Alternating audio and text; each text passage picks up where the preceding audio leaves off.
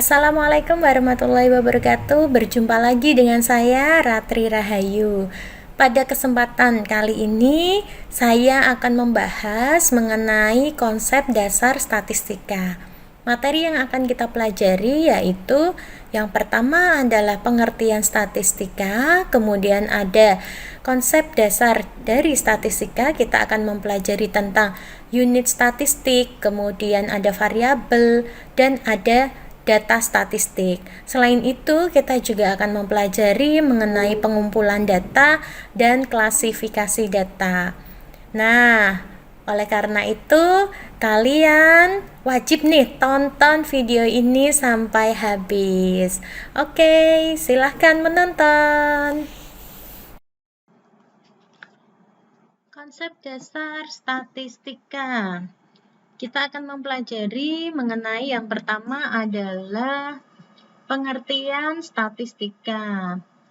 Istilah statistika berasal dari bahasa Latin yaitu status atau bahasa Italia statista yang artinya adalah bentuk politik atau pemerintahan. Di masa yang lalu, statistika digunakan dalam pemerintahan untuk suatu peraturan. Penerapan statistika terbatas dalam kalangan kerajaan sebab dibutuhkan untuk menjelaskan tentang batas pertanahan, pertanian, komersial bisnis, kependudukan, kemiliteran, dan segala aspek yang terkait dengan pemerintahan. Kemudian, Baron dan B.F. Beaufort dalam statistika didefinisikan sebagai ilmu pengetahuan yang mengajarkan kepada kita tentang pengelolaan politik untuk negara modern di dunia. Akan ada sangat tajam perbedaan mengenai pengertian statistika lama dan statistika modern, tetapi statistika lama juga digunakan sebagai bagian dari statistika sekarang. Statistika usianya sudah cukup tua loh, dari tahun 1623 sampai abad 19, menggunakan statistika untuk koleksi informasi tentang pendapatan, penduduk, dan bidang yang terkait dengan pemerintahan atau kerajaan. Sekarang kita lihat perkembangan selanjutnya mengenai penegasan pengertian statistika. Statistika adalah ilmu pengetahuan yang memuat kegiatan, antara lain yang pertama adalah koleksi data, kemudian presentasi data, analisis data, dan interpretasi data. Keempat fungsi tersebut merupakan hal utama yang dikerjakan dalam statistika. Masing-masing akan dibahas sebagai pengetahuan dasar tentang statistika. Kemudian berikutnya kita akan mempelajari mengenai ruang lingkup statistika. Statistika dibagi dua jenis, kelompok besar. Yang pertama adalah statistika deskriptif dan statistika inferensial. Statistika deskriptif adalah kegiatan statistika yang meliputi kegiatan mengoleksi, mengorganisir, menggambarkan dengan bantuan statistik sederhana, atau yang kita sebut dengan presentasi data dengan menggunakan diagram. Selain itu, statistika mempunyai tugas lain, yaitu tugas menganalisis data. Nah, jenis kegiatan statistika yang ini dinamakan statistika inferensial. Kegiatannya antara lain mengolah, menguji, kemudian menginterpretasi hasilnya. Bila mungkin diterapkan dalam kehidupan sehari-hari, bisa juga dibentuk dalam suatu prediksi kegiatan yang akan datang. Nah, itu adalah statistika inferensial.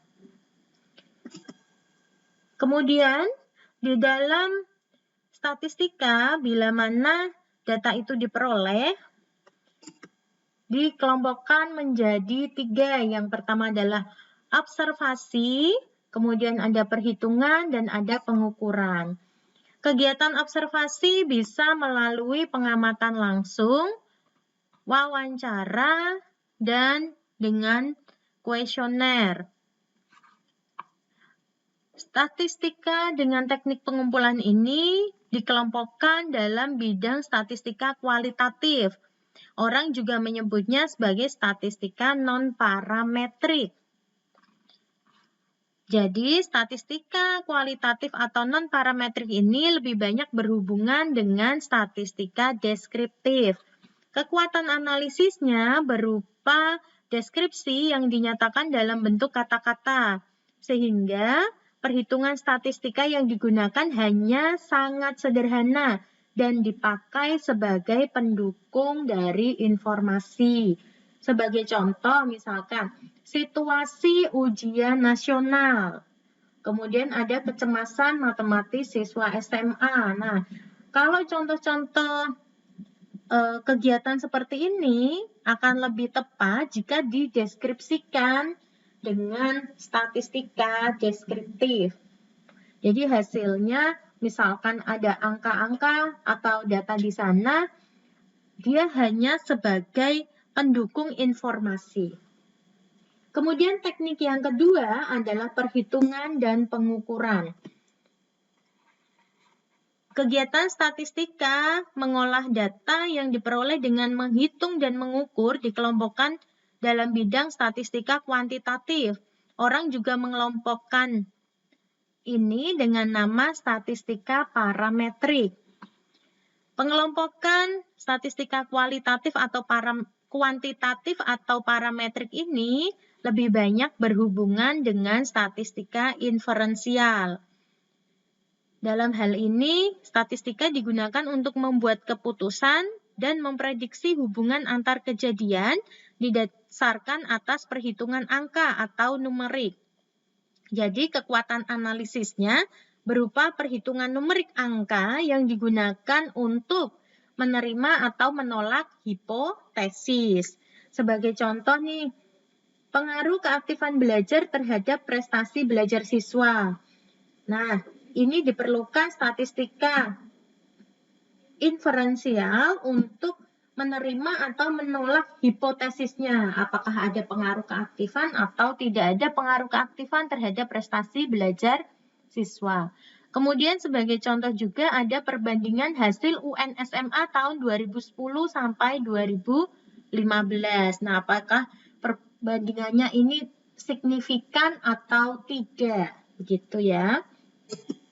Kemudian berikutnya adalah pengertian dasar dalam statistika. Nanti kita akan belajar mengenai bagian-bagian terpenting. Yang pertama adalah unit statistik.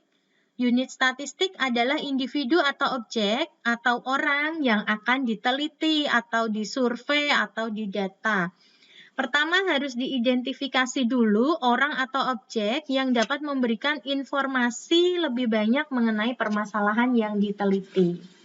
Yang kedua adalah variabel. Variabel adalah suatu karakteristik dari suatu objek yang nilainya untuk tiap objek itu bervariasi atau berbeda.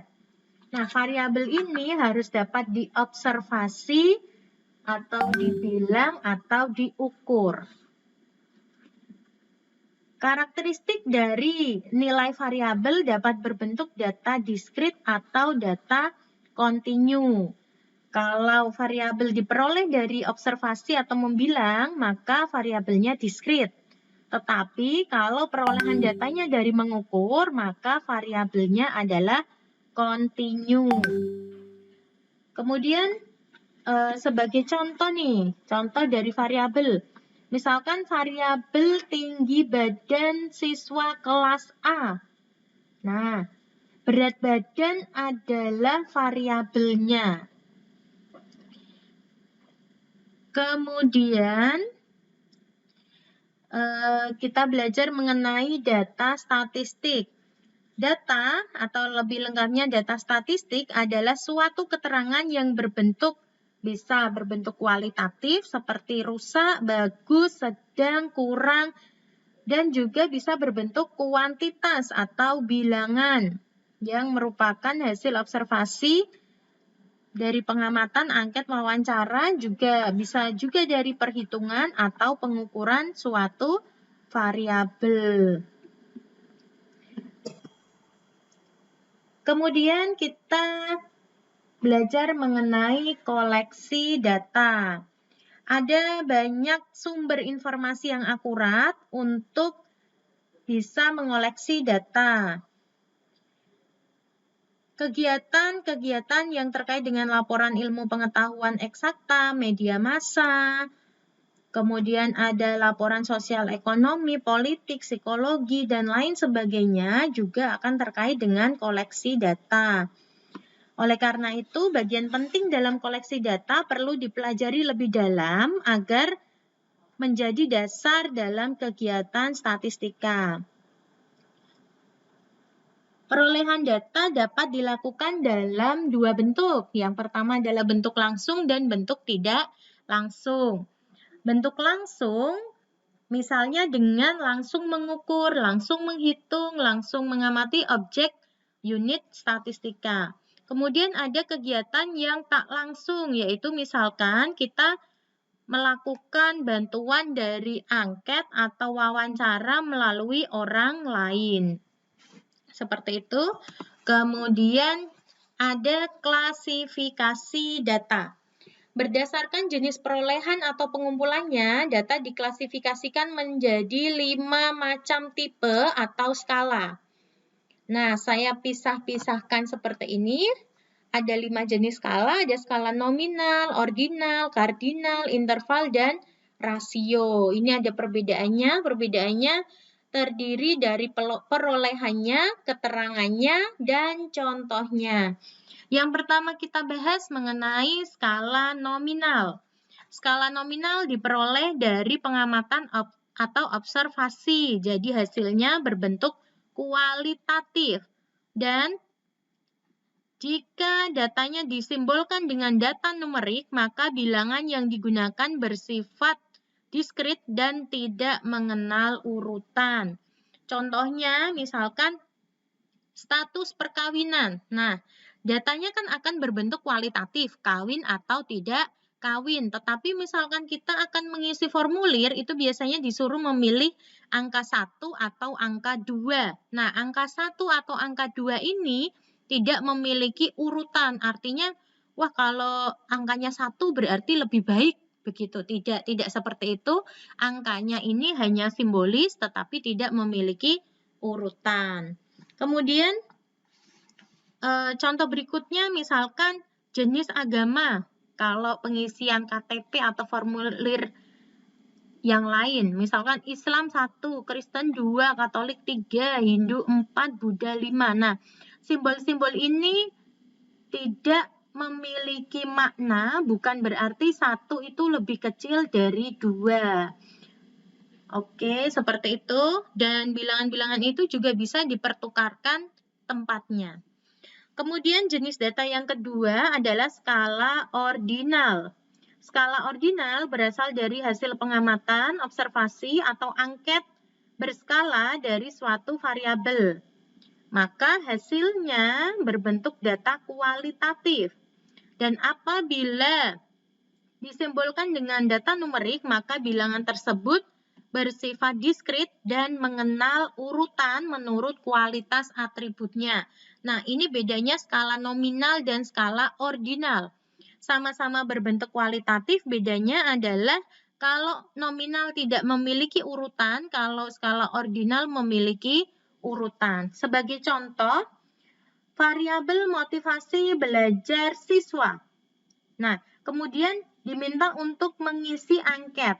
Maka angka-angka sebagai simbol dari motivasi belajar akan memiliki urutan. Misalkan 5 maknanya sangat baik, 4 baik, 3 sedang, 2 kurang, dan 1 sangat kurang atau sangat jelek.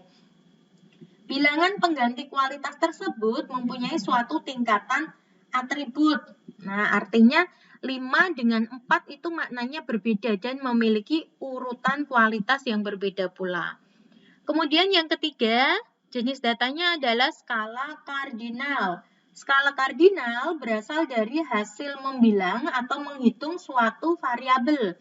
Maka datanya bersifat kuantitatif tetapi diskrit, ya. Kemudian ciri berikutnya, 0 pada skala kardinal tidak memiliki makna. Nah, perhitungan membilang atau menghitung itu bagaimana sih? Contohnya adalah menghitung banyaknya siswa di dalam suatu kelas. kan menghitungnya per anak ya. 1, 2, 3, 4. Nah, artinya 0 di sini tidak memiliki makna. 0 jumlah siswa. Artinya tidak ada satupun siswa di kelas itu. Jadi 0 di sini tidak memiliki makna. Kemudian yang keempat, jenis datanya adalah skala interval. Skala interval berasal dari hasil mengukur suatu variabel. Data diasumsikan dalam bentuk bilangan kontinu yang mempunyai ukuran urutan seperti data ordinal. Jadi bedanya tadi skala kardinal dengan interval. Kalau interval ini dari hasil mengukur, kalau tadi kan membilang. Ini mengukur ya, beda ya. Kemudian kalau skala interval tidak memiliki nol mutlak juga. Contohnya adalah variabel temperatur ruangan. Nah, 0 derajat Celcius pada suatu temperatur ruangan akan memiliki makna bahwa suhunya adalah 0 derajat dan juga masih ada suhu negatif pula. Jadi bedanya 0 mutlak dan tidak memiliki 0 mutlak itu juga maknanya beda ya. Kemudian yang kelima, yang terakhir, jenis datanya adalah skala rasio. Ini skala rasio hampir sama dengan skala interval ya. Sama-sama perolehan datanya dari mengukur, kemudian bedanya adalah kalau rasio itu memiliki 0 mutlak. Teman-teman bisa lihat ya, kalau tadi ini tidak memiliki 0 mutlak yang interval. Kalau rasio memiliki 0 mutlak, maknanya adalah misalkan massa suatu benda. Massa suatu benda misalkan 50 kg, itu jelas ya hasil dari mengukur. Kemudian kalau massanya 0 kg. Nah, artinya adalah tidak ada bendanya.